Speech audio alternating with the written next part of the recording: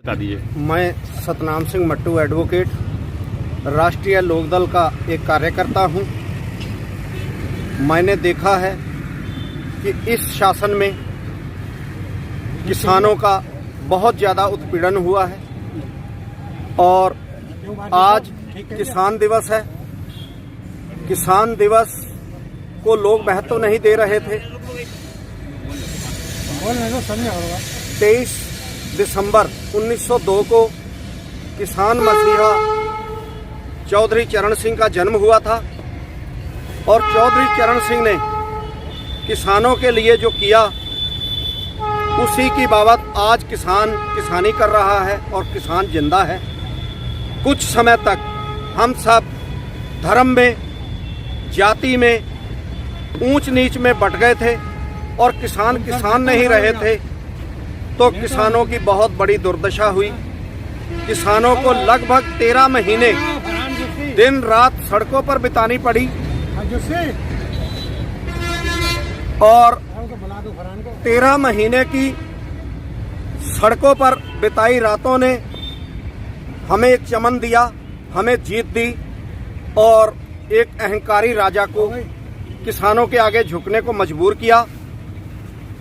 और जिस दिन किसान आंदोलन को उजाड़ा जा रहा था उस दिन स्वर्गीय चौधरी अजीत सिंह थे, जिनकी आवाज पर लाखों किसान इकट्ठा हुए थे और उस आंदोलन को बचाया था। मैंने उसी दिन तय कर लिया था कि अपने जीवन की अंतिम सांसें राष्ट्रीय लोकदल को समर्पित करूंगा, चौधरी अजीत सिंह को समर्पित करूंगा, चौधरी जयंत सिंह जी को समर्पित करूंगा, क्योंकि हम किसान हैं, किसानी से यहाँ तक आए हैं और अगर जो किसान की बात करेगा उसी के साथ रहेंगे। आज उत्तर प्रदेश में पिछले 5 वर्ष से तोड़ने की, फोड़ने की, गिराने की, निपटाने की बातें हो रही हैं, कोई भी जोड़ने की बात नहीं कर रहा। आप देखिए, हम और पार्टी से जुड़े थे, हम 15 लाख के धोखे में आए थे कि हमें 15 लाख रुपए मिलेंगे। हमने मोदी जी, योगी जी को वोट दिया था।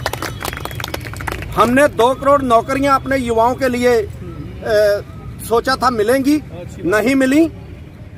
जब उनके एक पर एक झूठे वादे हमने देखे तो हमें लगा हम उसी अपनी किसान पार्टी में लौटें, किसानों का हित जो सर्वोपरि रखेगा उसी के लिए काम करेंगे, तोड़ने फोड़ने वालों के साथ नहीं रहेंगे।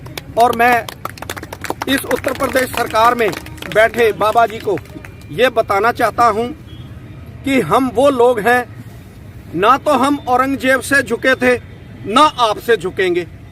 हम अपने सम्मान की खातिर जिएंगे, सम्मान की खातिर मरेंगे और हमें आप डरा धमकाकर अपने साथ किसी भी तरह कुचल नहीं सकते। तो क्या लगता है उसके बाद भी क्या किसानों की नाराजगी भाजपा से दूर नहीं हुई है, खत्म नहीं हुई है?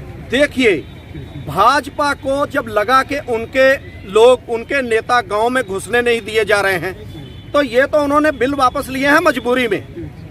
मजबूरी ज्यादा थी इसलिए वापस लिए हैं, किसान हित में वापस नहीं लिए। अगर किसान हित में बिल वापस लिए होते तो एमएसपी की गारंटी देके भेजते। 1950 रुपए को धान का मूल्य है समर्थित।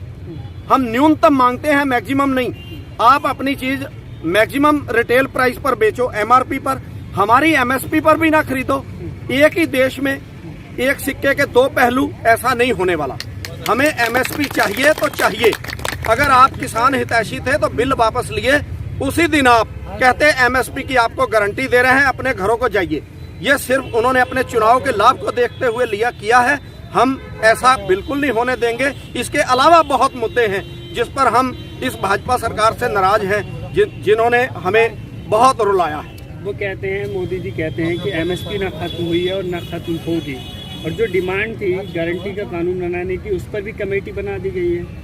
ऐसा है, कमेटियां आज तक बहुत बनी हैं, ना जाने कितनी कमेटियां बनी हैं, आज तक किसी कमेटी पर अमल हुआ? कोई कमेटी ऐसी हुई? माननीय प्रधानमंत्री जी ने कहा था किसानों की आय 2022 में दुगनी कर देंगे। मात्र 8 दिन बचे हैं 2022 आने में। क्या किसानों की आमदनी दुगनी हुई? आपने किसानों की आमदनी तो दुगनी नहीं की, लेकिन 13 महीने तक सड़कों पर दिन रात, बरसात जाड़े उनको कटवा दिए। 700 से ज्यादा किसानों की मौत करा दी, जिसके जिम्मेदार आप हैं। तो क्या लगता है इस बार उत्तर प्रदेश में बदलाव होगा क्या? उत्तर प्रदेश में जिस तरह किसानों को गाड़ियों के नीचे रौंदा गया, कुचला गया, उत्तर प्रदेश में संविधान की हत्या हुई गाड़ियों से, एक मंत्री के पुत्र ने मंत्री के कहने पर, मंत्री 120 बी आईपीसी का अपराधी है, मुलजिम है और नामजद मुलजिम है। क्या कानून की भाषा मैं जानता हूं, षड्यंत्र करने वाला कार्य करने वाले से ज्यादा गंभीर अपराधी होता है जिस व्यक्ति ने 25 सितंबर को ये कहा हो कि मैं तुम्हें यहाँ लखीमपुर नहीं, यहाँ से उत्तर प्रदेश से ही भगा दूंगा, और उसका बेटा, आपकी एसआईटी कहती है कि षड्यंत्र के तहत किसानों को कुचला गया, तो क्या वो दोषी नहीं है? अगर दोनों घटनाओं को जोड़ दिया जाए, आपने आज तक क्यों उसका इस्तीफा नहीं लिया? क्यों उसको आपने यहाँ से बर्खास्त नहीं किया? क्या और लोग आपके पास कम है जो एक अपराधी को आप गृह मंत्री जैसा ओहदा सौंपना चाहते हैं? तो ये सारे मुद्दे चुनाव में रहेंगे। ये जो टेनी का मुद्दा हो गया या कृषि कानून का, एमएसपी टेनी का मुद्दा हो गया, एमएसपी का मुद्दा हो गया, गन्ने का भुगतान नहीं मिला, गन्ने की कई मिलें आज भी बंद हैं, लोगों ने गन्ना निकालकर गेहूं बोना है, वो गेहूं की बुआई नहीं हो रही। लोगों के आगे कुछ दिन बाद शादियों के सीजन होने वाले हैं, किसान बेटी की शादी कैसे करेगा? तो ये सब मुद्दे हैं जिससे भाजपा ने सिर्फ इतना किया है कि उनको उत्तर प्रदेश में गांवों में घुसने दिया जाए, इसका इतना लाभ उन्हें मिलेगा, वोट नहीं मिलने वाला।